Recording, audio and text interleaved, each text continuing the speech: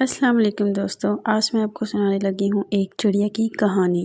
ایک زمانے میں اوک کے ایک لمبے درخت کی شاخوں میں اونچے ایک آرام دہ چھوٹے گھونسلے میں ایک ماں چڑیا اور اس کے 3 بچے رہتے تھے۔ ماں چڑیا اپنے بچوں سے بہت پیار کرتی تھی اور اپنا پورا دن ان کے لیے کھانا جمع کرنے اور انہیں اڑنا سکھانے میں گزارتی تھی۔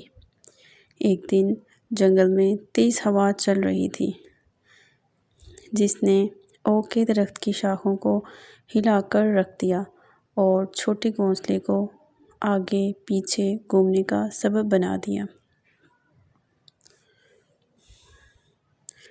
ماں چڑیا کو ڈر تھا کہ اس کے بچے گھونسلے سے باہر گر جائیں گے، لہٰذا اس نے اپنے پروں کو وسیع کر دیا اور انہیں ہوا سے بچانے کے لیے اپنے جسم کا استعمال کیا۔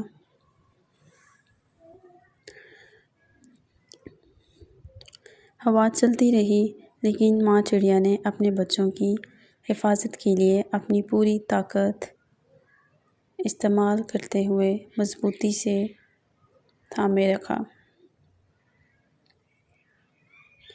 اگلا حصہ دیکھنے کے لیے پارٹ 2 پہ کلک کیجیے۔